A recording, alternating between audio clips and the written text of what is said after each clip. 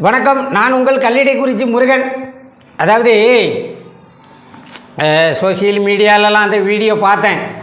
சத்யராஜ், அதாவது புரட்சி தமிழனா என்ன தமிழன், தாலியை போட்ட அறுத்த தமிழன். ஏண்டா உங்களுக்கெல்லாம் சினிமாக்கார நாய்களுக்கு வெக்கம் மானம் சூடு சொரணையே இல்லையா? எவ்வளவு நாளாக நீ சொல்லிக்கிட்டு இருந்த சீமான் பிரபாகரனின் மறுபிறவி, தமிழகத்தை காக்க வந்த சிங்கக்குட்டி, சீமான் ஆட்சிக்கு வரணும் அப்படின்லாம் நீ தானே சொன்ன. இப்போ அதே வாயால் சீமானை பழிச்சு சொல்லுத. சீமான், உனக்கு அரசியலை பற்றி என்ன தெரியும்? கருப்பு சட்டை போட்டால் என்ன வேணாலும் பேசலாமா? ஊருக்குள்ளேயே 4 பேர் தான் கருப்பு சட்டை போட்ட பையன் கிடக்கான். அந்த 4 பேரும் 60 வயசு தாண்டினவன், என்னை விட மூத்தவன். அதாவது திராவிடர் கழகத்தை நான் குறை சொல்லலை சகோதரர்களே.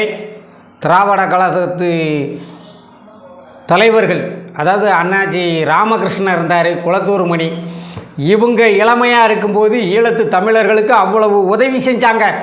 அதனால் பல இன்னல்களை அனுபவித்தாங்க. அவங்க தியாகத்தெல்லாம் நாம் குறைச்சி மதிப்பிடலை. ஆனால் இப்போ ரொம்ப அடிமட்டமான கருத்துக்களெல்லாம் திராவிடர் கழகக்காரர்கள் பேசிக்கிட்டு இருக்காங்க. கருப்பு சட்டை போட்டுட்டு எவனெல்லாமோ பூரா மூதேவி, உங்கள் படத்தெல்லாம் ஒட்டி தானடா நாங்கள் ஒரு காலத்தில் நாசமாக போனோம். இப்போ எங்களை கொஞ்சம் சிந்திக்க விடுங்க.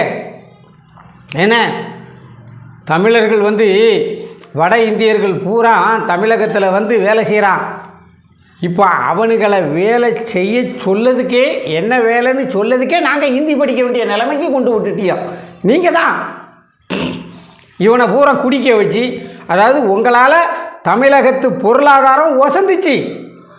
திராவிட கட்சிகளால் இல்லைன்னு சொல்ல முடியாது, மறுக்க முடியாது. அதாவது பல்லாயிரம் கோடிக்கு திட்டங்களை போடுவீங்க, சில ஆயிரம் கோடிக்கு நீங்கள் கரப்ஷன் பண்ணிக்கிடுவீங்க. அது 2 ஆட்சியிலையும் நடந்துச்சு. திராவிட கழக ஆட்சியில் 2 அதிமுகலையும் நடந்துச்சு, திமுகலையும் நடந்துச்சு.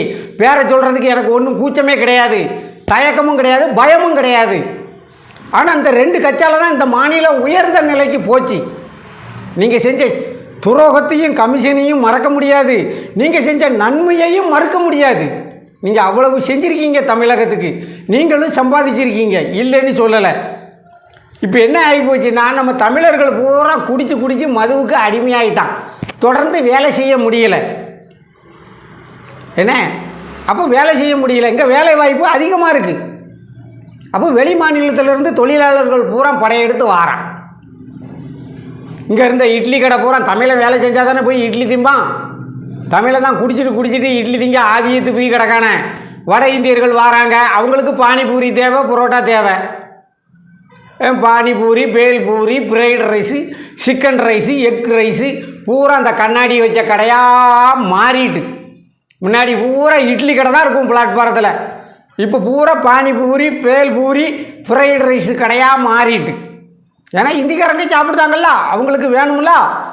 அவங்களும் பாவம் வட மாநிலத்திலேருந்து வயிற்று பொழப்புக்கு தானே வராங்க.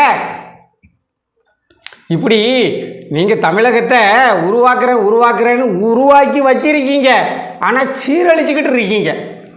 திருந்துங்க, முதல்ல நீங்கள் திருந்துங்க. நீங்கள் திருந்தினாலே மக்கள் கரெக்டாக இருப்பான், மக்கள் ரொம்ப தெளிவாக இருக்கான். நீங்கள் மாறி இந்த தேவையில்லாத கருத்துக்களெல்லாம் பேசாதீங்க. இந்த சத்யராஜெல்லாம் கூப்பிட்டு மீட்டிங்க்கு கூப்பிடாதீங்க. ஏன் கூப்பிடுதீங்க? பெரியாருக்கும் சத்யராஜுக்கும் என்ன சம்பந்தம் இருக்குது?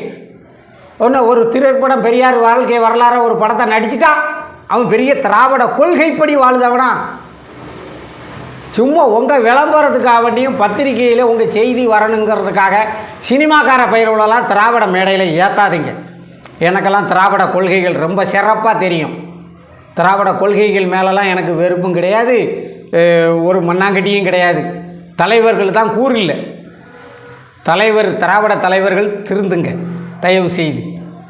மக்கள் பிரச்சனையை கையில் எடுங்க, போராடுங்க, அரசாங்கத்துக்கு வலு சேருங்க, அரசாங்கத்துக்கு ஆலோசனை சொல்லுங்க. அதை விட்டு போட்டு மீட்டிங் பேசிக்கிட்டு நீங்கள் மக்கள்கிட்ட வரவே இல்லை. முன்னாடிலாம் நான் சின்ன பிள்ளைகளெல்லாம் கருப்பு சட்டக்காரனை கண்டா நடுங்குவான் காங்கிரஸுக்காரன்லாம். அப்படி இருந்த திராவிடர் கழகம் இப்போ எங்கே இருக்கு?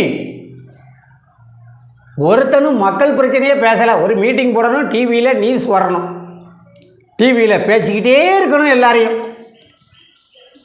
எங்கே போய் சொல்ல? சரி, என்னத்தை சொல்ல, நம்ம தொண்டை தண்ணியை வற்ற வச்சுக்கிட்டு தான் இருக்கணும்.